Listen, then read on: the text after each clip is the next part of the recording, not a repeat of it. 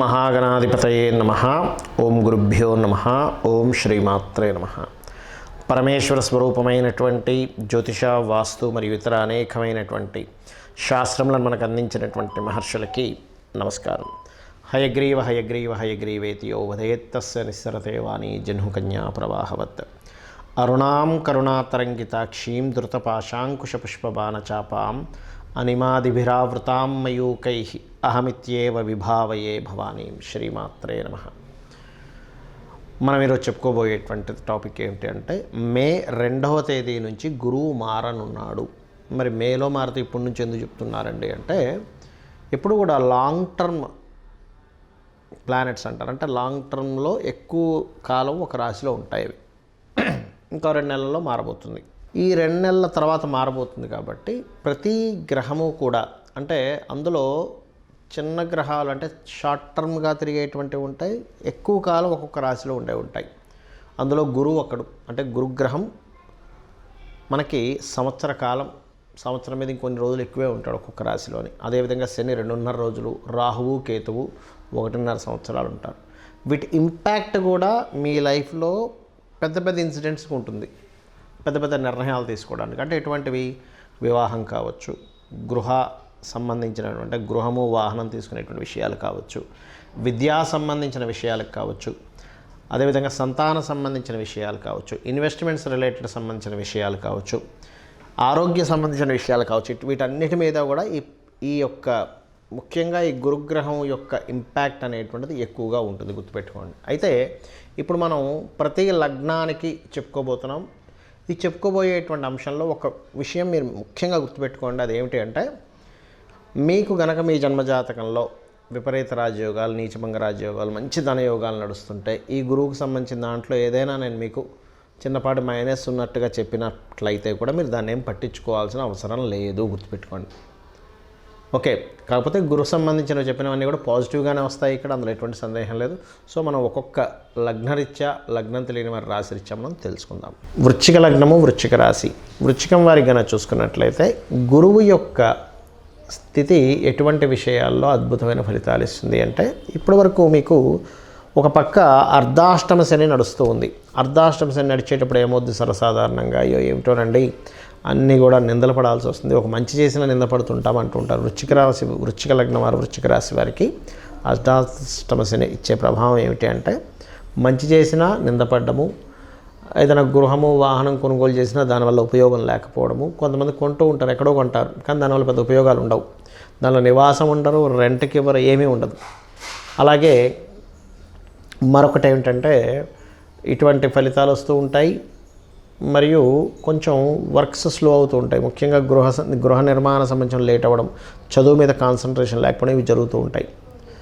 అవన్నీ జరుగుతుండేసరికి మనిషి వీక్ అయిపోతుంటాడు. అయ్యో నేనేం చేయలేనేమో, నా వల్ల ఏమీ కాదేమో అనేటువంటిది. కానీ ఒకటే గుర్తుపెట్టుకోండి, గురువు ఎప్పుడైతే రాశిని చూస్తాడో, వృశ్చికాన్ని చూస్తాడో, అది వారి లగ్నం కావచ్చు, రాశి కావచ్చు, తెలియని ఒక కాన్ఫిడెన్స్ లెవెల్స్ ఇస్తాడు, కొత్త ఐడియాస్ ఇస్తాడు. అంటే కొత్త ఐడియా వచ్చిందండి నాకు పొద్దున్నే అంటూ ఉంటాం.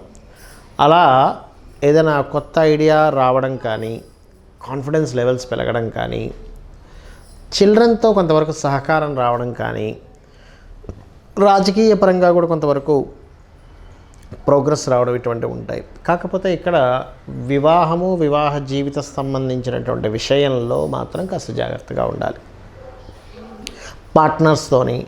పార్ట్నర్స్ని నమ్మి కొన్ని ఇన్వెస్ట్మెంట్స్ చేసేటువంటి విషయాల్లోని ప్రధానంగా వృశ్చికం వారు జాగ్రత్త వహించి తీరాలి, ఇది గుర్తుపెట్టుకోండి.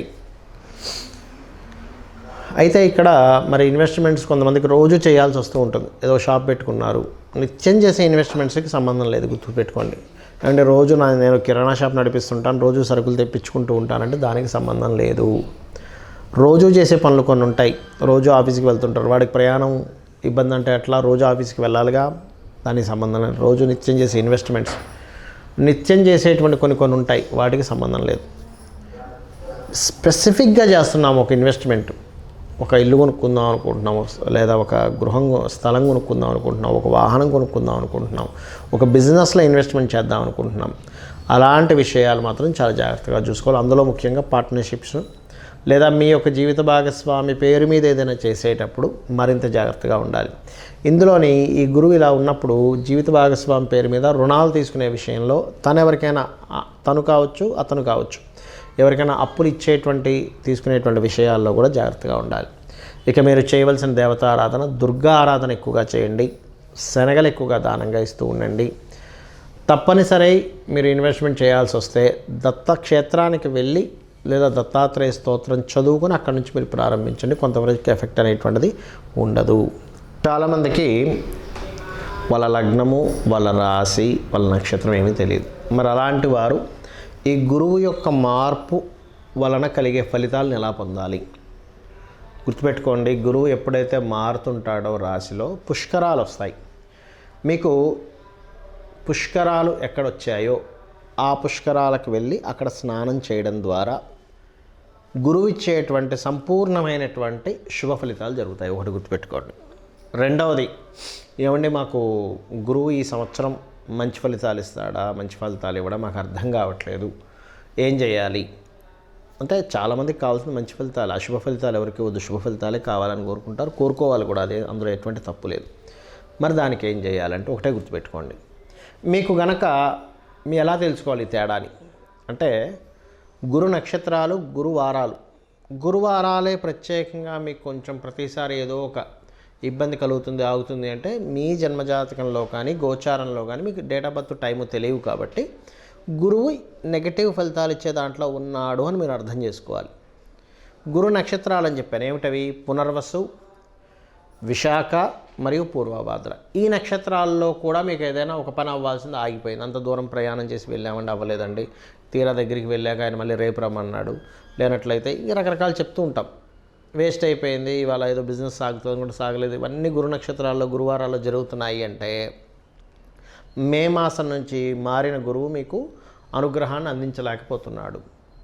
అప్పుడు మరి ఏం చేయాలి అంటే సింపుల్గా ఒకటే గుర్తుపెట్టుకోండి. దక్షిణామూర్తి స్తోత్రం కానీ లేనట్లయితే తారాదేవి యొక్క అష్టోత్తరం చదువుకోవడం కానీ, జై గురుదత్త, శ్రీ గురుదత్త అనే నామస్మరణ కానీ, దిగంబర శ్రీ పాదవల్లభ దిగంబర అనేటువంటి నామస్మరణ చేసినా కూడా గురువు యొక్క అనుగ్రహం పరిపూర్ణంగా కలుగుతుంది. లేదండి మీకు దగ్గరలో మీకు విద్య నేర్పినటువంటి గురువులు ఉంటారు, వాళ్ళకి ఏదైనా వస్త్రదానం ఇచ్చి వాళ్ళకి కాళ్ళకి నమస్కరించుకోవడం, లేదా ఎక్కడో ఉంటానండి నేను అమెరికాలో ఉంటాను, మా గురువుగారు ఏమో ఇండియాలో ఉంటారు, మాకు తెలియదు అంటే మాకు తెలియదు అంటే ఇన్ సెన్స్ మేము కలవలేము, పరిస్థితి ఆయన ఎక్కడున్నాడో కూడా తెలియదు. ఇప్పుడు ఒకప్పుడు మాకు నేర్పించారు కానీ ఇప్పుడు ఆయన ఎక్కడున్నాడో ఆయన ఫోన్ నెంబర్ కానీ ఆయన విషయాలు మాకు తెలియకుండా అయిపోయాయి అనుకుంటే కనీసం అతను స్మరించుకొని అతని పాదాలకు నమస్కరించుకున్నా కూడా గురువు యొక్క అనుగ్రహం పెరుగుతుంది. ఇది గుర్తుపెట్టుకోండి. అదేవిధంగా గురువారాలు మీకు ఎఫెక్ట్ ఎక్కువగా వస్తుందంటే గురువారాలు ఉపవాసం ఉండండి, గురువారాలు దానం చేయండి. ఎటువంటి దానాలు ఇవ్వాలి? శనగలు, పసుపు రంగు వస్త్రము దానంగా ఇవ్వండి. అదేవిధంగా గురువారాల పూట గోవులకి అరటికాయలు తినిపించండి. పసుపు, గంధము లాంటి పదార్థాలని మీరు దానంగా ఇవ్వండి ఆలయాల్లో. అదేవిధంగా పసుపు వర్ణము కలిగినటువంటి పుష్పాలతో దక్షిణామూర్తిని సేవించండి. ఇవన్నీ కూడా ఏం చేస్తాయంటే గురుగ్రహ సంబంధించినటువంటి ఏవైతే మీకు నెగటివ్గా ఎఫెక్ట్స్ వస్తున్నాయో అవన్నీ తగ్గిస్తుంది. అలా అని చాలామంది తెలియక ఏం చేస్తారంటే ఏమంటే నాకు గురువు బాలేడు అందుకే నేను కనకపుష్య రాగం పెట్టేసుకున్నాను అంటాడు. అలా పొరపాటును కూడా చెయ్యకూడదు. ఎందుకంటే చెప్తాను చూడండి. మీ దగ్గర కొన్ని కూరగాయలు ఉన్నాయనుకుందాం, వంకాయలు ఉన్నాయనుకుందాం, అంటే చిన్న ఎగ్జాంపుల్ కోసం. అందులో పుచ్చిపోయినవి, పాడైపోయినవి ఉంటాయి, బాగున్నవి ఉంటాయి. ఇప్పుడు మీరు పుచ్చిపోయినవి వండుకొని తింటారా, బాగున్నవి తింటారా? బాగున్నవే తింటాం. ఎందుకంటే పుచ్చిపోయినవి ఎందుకు తినము అంటే అమ్మ పుచ్చిపోయినవి ఎలా తింటామంటే కడుపులోకి వెళ్తుంది, ఇబ్బంది కదా అని కదా. మరి గురువు మీకు పాడు చేస్తున్నప్పుడు గురువారాలు ఉపవాసం ఉండాలి, అంటే వదిలేయాలి కొన్నిటిని. గురువుకు సంబంధించినటువంటి దానాలు ఇవ్వాలి. అంతేగాని గురువు గ్రహానికి సంబంధించినటువంటి రత్నధారణ చేయకూడదు. రత్నం అనేటువంటిది ఏంటంటే ఆ ఎనర్జీని ఇచ్చేటువంటిది. ఇప్పుడు మీకు ఆల్రెడీ నెగటివ్ ఫోర్స్ రూపంలో గురుగ్రహానికి సంబంధించింది వస్తుంది. అలాంటప్పుడు మీరు తీసుకొచ్చేసి మళ్ళీ రత్నం పెట్టుకుంటే ఎలాగా? అది ఇంకొంచెం పెరుగుతుంది దాని ప్రభావం అనేది. సాధారణంగా చాలామందికి ఏంటంటే రత్నము ఏది ధరించాలో చాలామందికి తెలియదు. మాకు ఈ పలానా మహాదశ నడుస్తుంది, శనిదశ నడుస్తుంది, నీలం పెట్టేసుకున్నాను, గురుదశ నడుస్తుంది, కనకపుష్యరాగం పెట్టేసుకున్నానండి, చంద్రదశ నడుస్తుంది, ముత్యం పెట్టేసుకున్నానండి అంటారు. అది పూర్తిగా తప్పు, గుర్తుపెట్టుకోండి. చలికాలం నడుస్తుందండి అందుకని ఐస్ క్రీమ్ తింటున్నాను అంటారు ఎవరైనా. ఎందుకంటారు? చలికాలం అండి చల్లగా ఉంది కాబట్టి నేను ఐస్ క్రీమ్ తినేస్తున్నాను అన్నారు కదా. ఎందుకంటారు అంటే మీకు ఏది యోగ్యవంతంగా ఉంది, మీ ప్లానెట్స్లో ఏది యోగ్యవంతంగా ఉంది దానికి సంబంధించిన రత్నం పెట్టుకోవాలి. కొంతమందికి దురదృష్టవశాత్తు ఏ ప్లానెట్ యోగ్యవంతంగా ఉండదు. చాలా రేర్ కేసెస్, కోర్టులో ఒకటి ఉంటుంది, వాళ్ళు రత్నం అసలు పెట్టుకోకూడదు, గుర్తుపెట్టుకోండి. అలాంటి వాళ్ళు మీకు యోగ్యవంతంగా ఉండేటువంటి గ్రహం ఏదైతే ఉందో, ఇప్పుడు నడుస్తున్న మహాదశ ఏదైతే ఉందో తత్సంబంధించినటువంటి రూపు ఉన్నటువంటిది వేసుకోండి మెడలో, లేదా రుద్రాక్ష వేసుకోండి. రుద్రాక్షకి నో సైడ్ ఎఫెక్ట్స్. ఆ రుద్రాక్షలో కూడా కెరీర్ కోసం దశముఖి వేసుకోండి, వ్యాపార లాభం కోసం 11 ముఖి వేసుకోండి, లేదా పంచముఖి చాలా తక్కువ రేట్లో 50-100 రూపాయలకి వచ్చేస్తుంది పంచముఖి అయితే, అది కూడా వేసుకోవచ్చు. ఈ కొంచెం ఈ దశముఖి 11 ముఖీస్ కాస్త ఎక్కువగా ఉంటాయి. వీటన్నిటికంటే కూడా నేను మీకు చెప్పేది ఒకటే, ఇవన్నీ నాకేమీ తెలియవు. ఈ గోచారము, వాస్తు, గ్రహాలు, నక్షత్రాలు, గురువు మారాడా శని మారాడు ఇవేమీ నాకు తెలియవు స్వామి, నువ్వే నాకు దిక్కు, నేను నిన్నే అన్నిట్లో చూసుకుంటూ నా పని నేను చేసుకుంటూ వెళ్ళిపోతాను అనుకునేటువంటి వారికి వీటితోని సంబంధం లేదు. ఆ లలితాంబిక అమ్మవారి పాదాలు పట్టుకొని మీ ప్రయాణం సాగించండి, అన్ని విధాలు బాగుంటుంది. శ్రీమాత్రేణ.